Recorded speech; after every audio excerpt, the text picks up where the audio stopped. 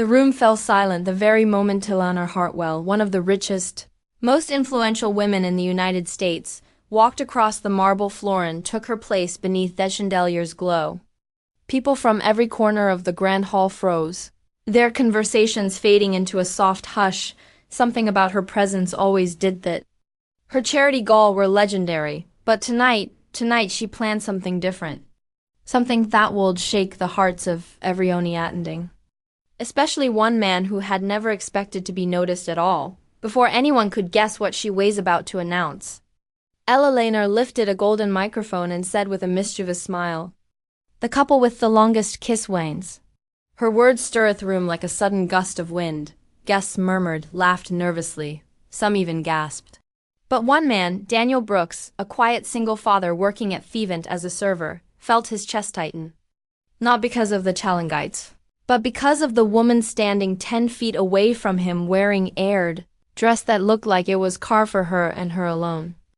Her name was Maya Collins, and Daniel had admired her from afar for months without saying a word, and then when Maya looked straight at him, Daniel heard his own voice whisper, something he had never imagined speaking out loud. "Do you want to try it? If you'll believe in kindness, second chances, and stories that heal the heart, please like, comment, share, and subscribe right now. Your support helps this channel grow and keeps these stories alive." Daniel felt the weight of his question fall between them like a stone dropped into still water. He hadn't planned to say it. In fact, he tried to avoid talking to Maya altogether. She wasn't a guest. She was another staff member, a floral assistant brought in to help design the arrangements for the gala. But to Daniel she had always seemed far beyond reach. A woman full of elegance and quiet strength, the type of person who deserved the entire world. In Daniel, he barely had enough to cover rent, groceries, and his 8-year-old daughter Emma's school supplies. But something in Maya's eyes, something soft, warm, and startled made him feel as if the universe had possessed for them. She looked at him like she was seeing him for the first time. Not as the tired server carrying trays, but as a man with a heart full of dreams she never dared to follow. Around them, couples were already pairing up, eagerly, laughing, teasing, trying to turn the challenge into a playful spectacle. But to Daniel, this moment didn't feel playful at all. It felt terrifying, impossible, and yet deeply inexplicably hopeful. Maya didn't answer immediately. Instead, she took a deep breath, her fingers brushing a stray strand of hair behind her ear. She had her own worries, 2 bills stacking up, a mother in poor health, and dreams she kept putting aside for the sake of responsibility. For so long, she had felt invisible, unnoticed by the world. But somehow Daniel saw her. Really saw her. That alone made her heart flutter in a way she wasn't prepared for. She nodded, and with that single delicate nod, 2 lives began to shift quietly, gently, beautifully. The rules were simple. Every couple would stand at the center and kiss until they couldn't anymore. Eleanor's team would monitor them. Thella's pair standing literally lipto. Oh, daughter's donation given in their name to any cause or person they desired. For most participants, it was a fun stunt, a glamorous moment for social media. But for Daniel and Maya, this wasn't a game. Daniel thought of Emma. He thought ofo she cried silently at night, missing her late mother. He thought of bills he had no idea how to pay next month. $200,000 could save them. It could change everything. And Maya thought of her mother, barely able to afford treatment. She thought of the long nights of worry, the fear of losing the only family she had left.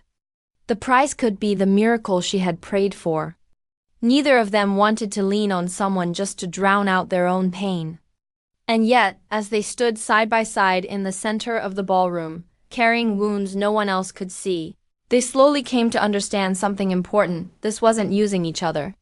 This was holding each other up. And somehow, that felt right. Daniel swallowed, his throat tight, nerves flickering through him like small earthquakes. He wasn't used to being close to anyone anymore.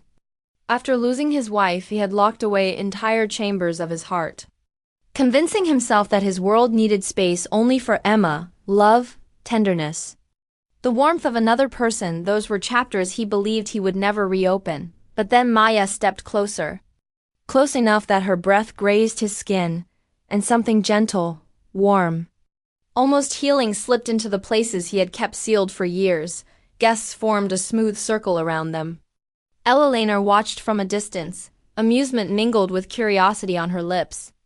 Cameras shifted. Someone raised the timer. Daniel met Maya's eyes again. "We can stop whenever you want," he whispered silently in his mind. Unsure if she could feel the thought, he never spoke. But Maya didn't retreat, she didn't even waver. Instead, she placed her fingers on his arm, a small touch that sent a quiet, steadying rush through Daniel's entire chest. Then the timer clicked, and they kissed. It wasn't wild. It wasn't theatrical. It wasn't some dramatic, sweeping movie moment. It was soft, slow, almost fragile. A kiss that felt like two bruised souls leaning gently into one another, quietly saying, "I'm here. You're not alone." Minutes slipped by. A few couples stepped away early, laughing as they admitted defeat. Others pushed further, but one by one, pairs peeled off until the crowd thinned around them. Daniel's back began to ache. His calves trembled. He was never built for endurance, not like the polished, glamorous pairs around them, but every time his body faltered, Maya steadied him. Every time she swayed, Daniel shifted just enough to hold her steady. Their kiss turned into something wordless. A fragile strand of trust holding them upright. After nearly an hour, only 3 couples remained. Murmurs drifted through the circle. "Who are they?" "Staff, I think. They look connected." "Are they even a real couple?" They weren't, not yet. But something in the way they held each other said they were becoming something in that very moment. Maya's lashes trembled. Daniel's heartbeat thudded painfully in his chest. Sweat gathered behind his neck. His lips had gone numb. But then he thought of Emma, of Maya's mother. Of hope, fragile, shaking but alive. The second couple bowed out. Then, 20 minutes later, the last rival pair broke apart, gasping for air, and the ballroom exploded. Applause thundered. Lights flashed. Ella Laner's voice rose above the chaos. "We have our winners." Daniel and Maya finally pulled away, slowly, as if afraid the world might collapse if they separated too fast. When their eyes met again, both were breathless, not just from the challenge, but from everything that moment had peeled open inside them. They weren't pretending. They weren't acting. They weren't strangers anymore. Ella Lanina approached. Her smile softer than anyone expected from a billionaire famed for her steel-sharp edge.